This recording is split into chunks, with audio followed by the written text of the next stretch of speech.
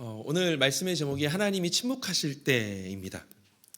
혹시 우리 성도님들 삶을 또 하루를 살아가시면서 하나님이 침묵하신다라고 느끼신 적이 있으셨을까요?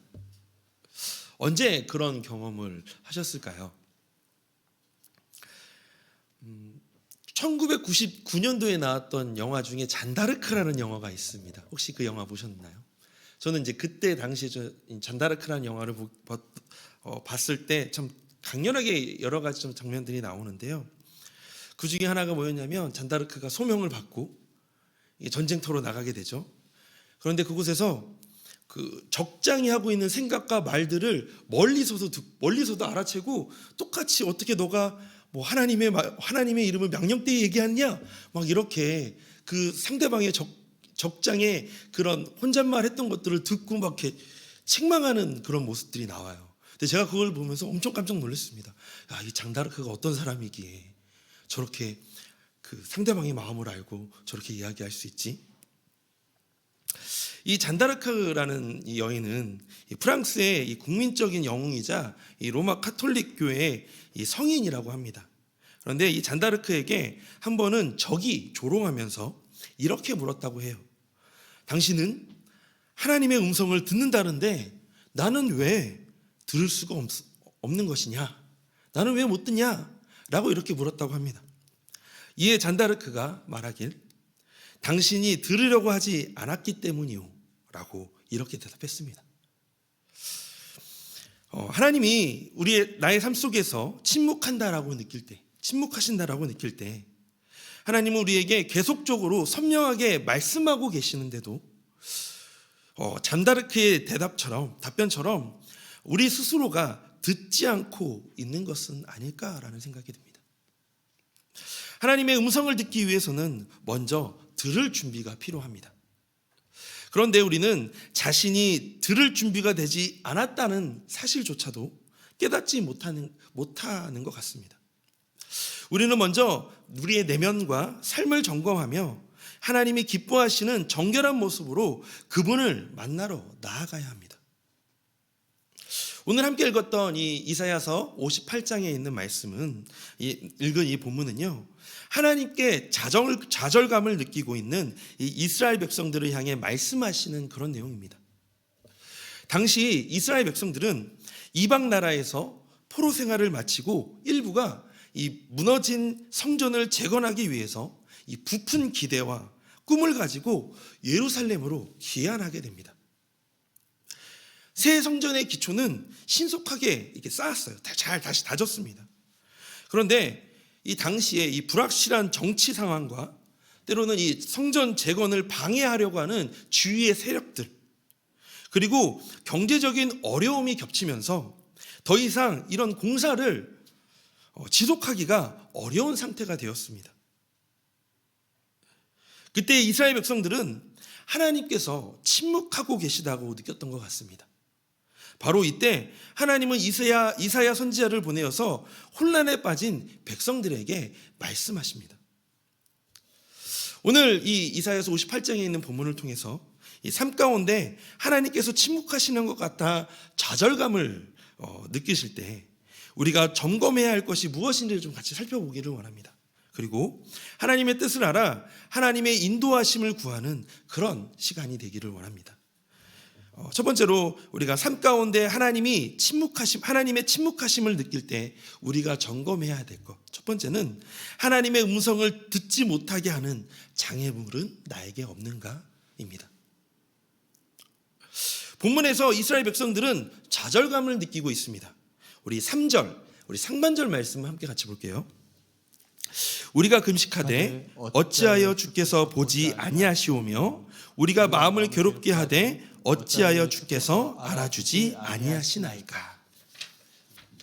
이스라엘 백성들의 이 좌절감을 가지고 있던 그때 마음의 이 표현입니다. 이것을 세번역 버전에서는 이렇게 얘기해요. 주님께서 보시지도 않는데 우리가 무엇 때문에 금식을 합니까? 주님께서 알아주시지도 않는데 우리가 무엇 때문에 이렇게 고생을 합니까? 이렇게 세번역 버전에서 이렇게 번역하고 있습니다. 예루살렘에 이 돌아온 이스라엘 백성은 모든 어려움이 한순간에 해결되리라고 기대했습니다. 왜냐하면 이전에는 포로 생활을, 이방 나라에서 포로 생활을 하고 있었잖아요. 얼마나 힘들었겠어요. 남의 나라에서 눈치를 보고 그들과 같은 뭐라 그럴까요? 계급이라고 말씀드려야 될까요? 같은 상황도 아니고, 그러니 매일 날만 기다렸겠죠. 언젠가는 우리가 고향으로 돌아갈 거야. 선지자가 예언했던 말씀이 있지. 곧 돌아가게 될 거야. 그런 기대감에 깊은 기대감을 가지고 있었고, 고향으로 돌아간 순간 그 모든 것들이 해결될 것이라고 생각했습니다. 그러나 예상과는 달리 어려운 일들이 발생하고 포로로 지낼 때보다 더 큰 고난이 닥쳐왔습니다. 결국 그들은 하나님의 도우심을 구했지만 하나님이 그들을 외면하신다라고 느꼈습니다. 당시 상황이 그랬으니까요. 혹시 이스라엘 백성들처럼 어떤 문제나 일을 놓고 이 하나님께 대해 비슷한 감정을 느낀 적은 없으실까요? 이 이스라엘 백성들처럼요. 하나님의 인도하심이라고 생각하고 순종하고 선택했는데 왜 이렇게 힘들지? 더 고생한 것 같지?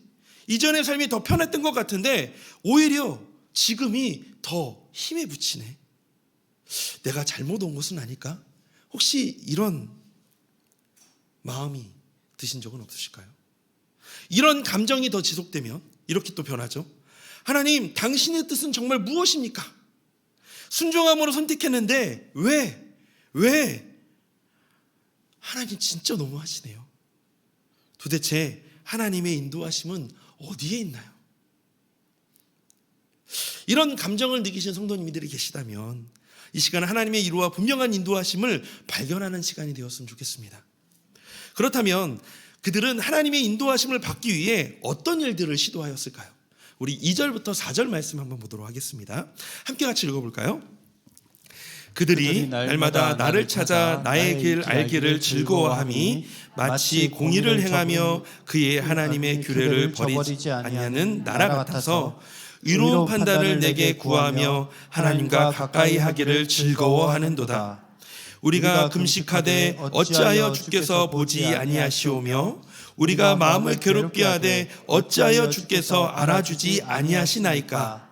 보라, 너희가 금식하는 날에 오락을 구하며 온갖 일을 시키는도다. 보라, 너희가 금식하면서 논쟁하며 다투며 악한 주먹으로 치는도다. 너희가 오늘 금식한 것은 너희의 목소리를 상달하게 하려는 것이 아니니라.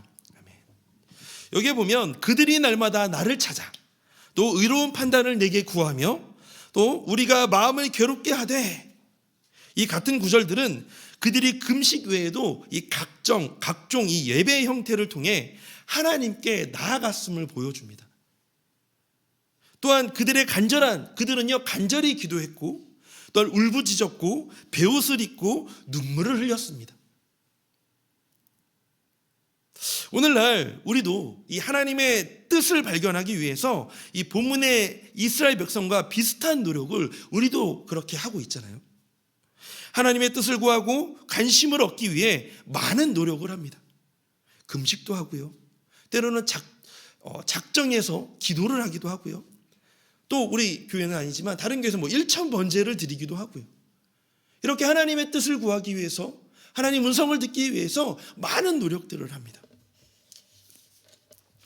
이렇게 하나님을 향한 이스라엘 백성들의 노력과 이 서운한 마음에 대해 하나님의 대답을 좀 살펴봤으면 좋겠어요.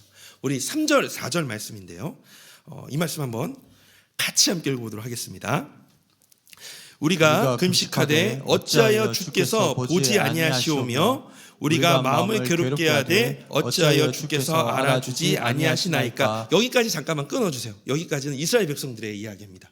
이제 보라부터는 하나님의 답변이에요. 자, 한번 읽어볼까요? 시작.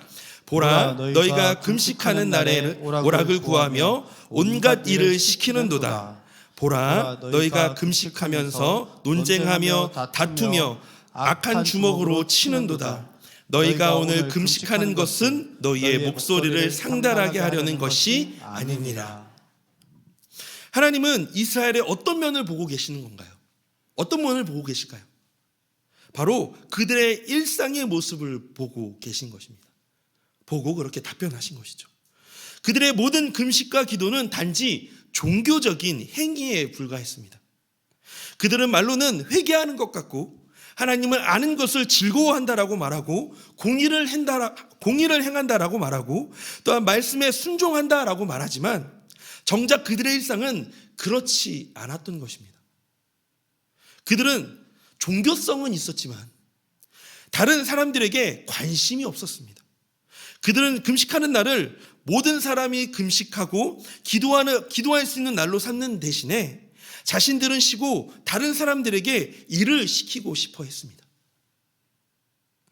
4절에서 그들의 교만함이 드러나는데요. 보라, 너희가 금식하면서 논쟁하며 다투며 악한 주먹으로 치는도다. 너희가 오늘 금식하는 것은 너희의 목소리를 상달하게 하려는 것이 아니니라.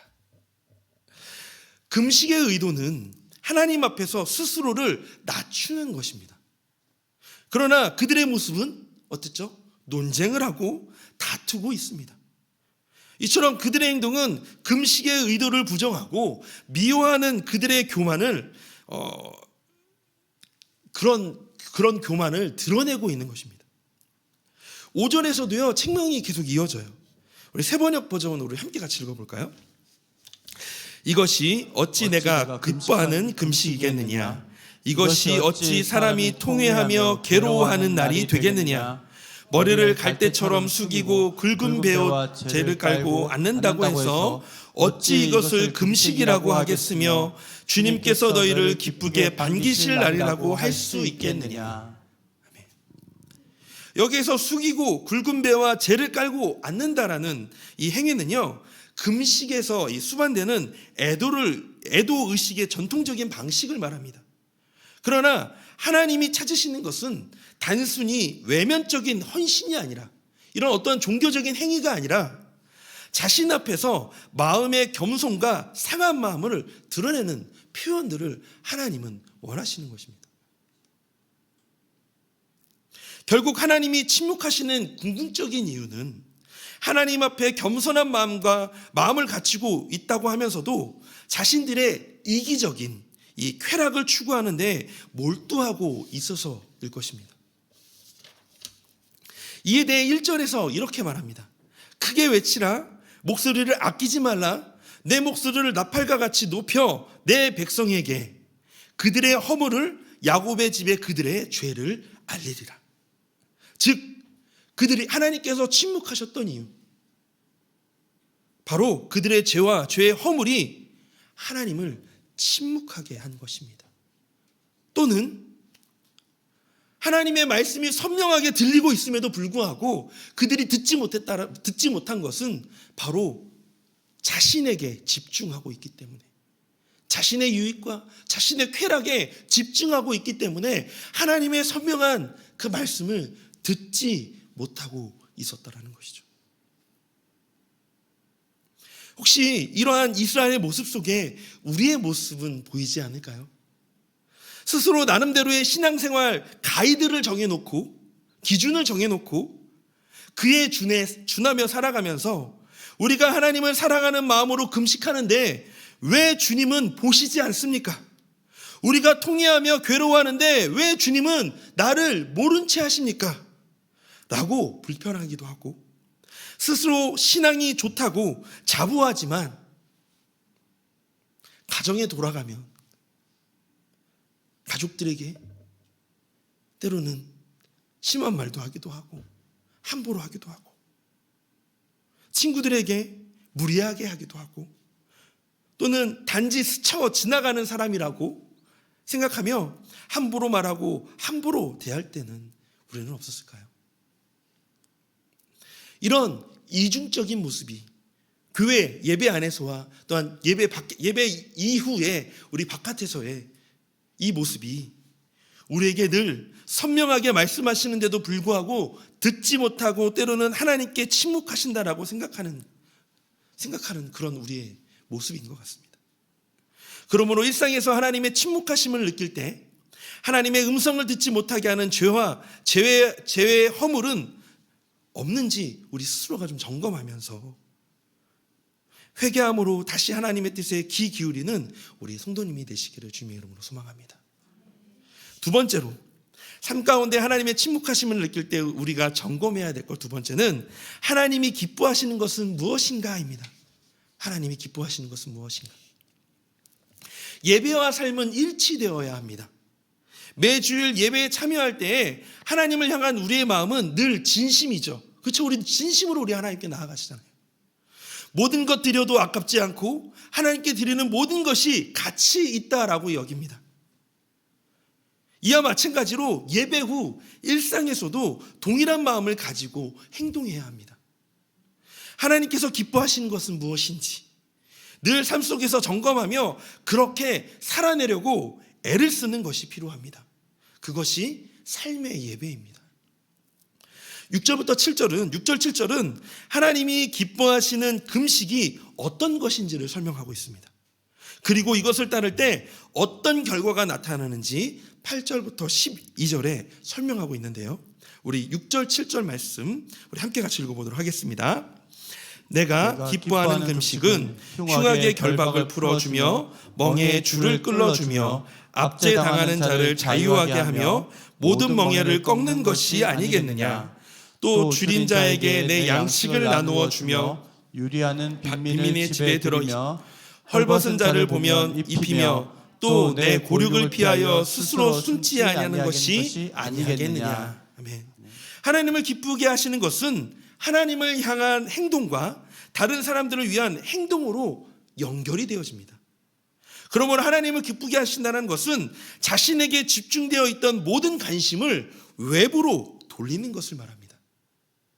누군가 부당하게 묶인 사슬을 끌어주고 멍에의 줄을 풀어주는 것, 그리고 압제받은 사람을 자유롭게 놓아주고 모든 멍에를 부숴버리는 것, 굶주린 사람에게 먹을 것을 나눠주고 가난한 자를 도와주는 것, 헐벗은 사람을 보면 옷을 입혀주고 자신의 혈육을 못 본 채 하지 않는 것, 그것이 바로 하나님이 기뻐하시는 것입니다.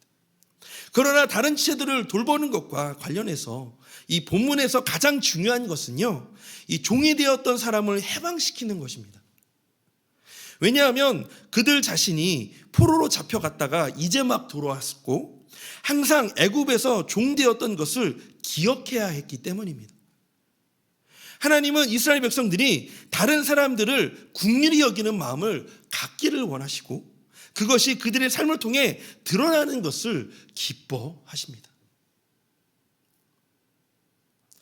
구약시대 때예요. 이 구약시대 때 사람들에게 구원이란 무엇이었냐면, 우리가 생각하는 구원은 이거잖아요. 무한한 행복 같은 어떤 관념적인 이 상태라고 생각하는데, 이때 당시 구약시대 때는요, 구원이라는 이 개념이 하나님과의 지속적인 대화와 사귐을 뜻하는 이 생생한 것이었다라고 합니다. 하나님과의 사귐, 교제, 그것이 이때 구약시대의 당시에 이 구원에 대한 이 생각이었다라고 해요. 그래서 본문의 약속들은 이러한 하나님과의 친밀한 교제를 의미합니다. 우리 8절 9절 말씀 한번 같이 볼까요? 시작. 그리하면 내 빛이 새벽같이 비칠 것이며 내 치유가 급속할 것이며 내 공의가 내 앞에 행하고 여호와의 영광이 내 뒤에 호리하리니 내가 부를 때에는 나 여호와가 응답하겠고 내가 부르짖을 때에는 내가 여기 있다 하리라. 아멘. 우리 10절 12절 말씀도 함께 같이 보겠습니다. 시작. 줄인 자에게 내 심정이 동하며 괴로워하는 자의 심정을 만족하게 하면 내 빛이 흑암 중에서 떠올라 내 어둠이 낮과 같이 될 것이며 여호와가 너를 항상 인도하여 메마른 곳에서도 내 영혼을 만족하게 하며 내 뼈를 견고하게 하리니 너는 물된 동산 같겠고 물이 끊어지지 아니한 샘 같을 것이라. 내게서 날 자들이 오래 황폐된 곳들을 다시 세울 것이며 너는 역대에 파괴된 기초를 쌓으리니 너를 일컬어 무너진 데를 보수하는 자라 할 것이며 길을 수축하여 거할 곳이 되게 하는 자라 하리라. 아멘. 결국 이러한 약속들이 우리에게도 이루어지기 위해서 요구되는 것은 바로 하나님이 기뻐하시는 것에 기꺼이 관심을 가지고 순종하는 것입니다. 하나님께서 우리를 긍휼히 여겨주셔서 구원하신 것처럼 우리도 하나님의 성품을 본받아서 긍휼함으로 세상을 품고 이웃을 품어 선을 행하고 공의를 행하는 것, 그것이 우리가 앞으로 추구해야 될 것이죠. 이렇게 하나님의 인도를 받는 것과 공의와 선을 행하는 것은 서로 연결되어져 있는 것입니다. 이사야서 59장 2절에 이렇게 말씀하고 있습니다. 오직 너희 죄악이 너희와 너희 하나님 사이를 갈라놓았고 너희 죄가 그의 얼굴을 가리어서 너희에게서 듣지 않으시게 함이니라. 전기불을 켜는 이 스위치를 생각해 보면 공의에 대한 하나님의 관심을 무시하는 것은 이 스위치를 꺼서 하나님과의 만남을 끊는 것과 같습니다. 그렇지만 하나님의 관심사에 주의를 기울이는 것은 이 스위치를 켜서 하나님과의 만남을 복원하는 것입니다. 이것을 통해 우리가 깨닫게 되는 것은 하나님은 우리의 기도에 응답하시며 우리의 삶을 통해 올바로 드러나기를 원하신다는 것입니다. 그러나 우리의 삶으로 입증되지 않는 기도와 신앙 행위는, 잘 들으세요. 잘 들어보세요. 이 삶으로 입증되지 않은 기도와 이 신앙의 행위는 아무런 유익이 없다라는 것입니다. 그러므로 하나님께서 침묵하신다라고 느낄 때 우리는 스스로를 점검해야 할 것입니다. 하나님께 집중하는 자가 되어야 합니다. 하나님께 집중하여 하나님의 뜻을 분별하지 못하게 하는 내 안에 있는 숨은 장애물이 무엇인지를 점검해 보는 것입니다. 그리고 그 장애물을 치워내고 하나님께서 기뻐하시는 것이 무엇인지 하나님께 집중하여 하나님께서 생각나게 하시거나 마음에 감동을 주시는 것이 있다면 이것저것 계산하지 않고 순종하며 행동해야 할 것입니다. 이렇게 하나님께 집중해 그분의 마음에 합한 삶을 살아갈 때 그분은 비로소 우리에게 응답하실 것입니다. 우리가 도와달라고 외치면 하나님은 내가 여기 있다 라고 말씀하시며 도와주실 것입니다. 모든 어려움과 괴로움 속에서도 도우시고 회복시키셔서 마치 물된 동산 같게 해주실 것이고 가뭄에도 마르지 않는 샘처럼 풍요롭게 하여 주실 것입니다. 그래서 물된 동산 같은 우리를 통해 가정이 변화되어지고 나의 주변과 이웃이 변화되어지고 일터와 학교를 변화시킬 것입니다.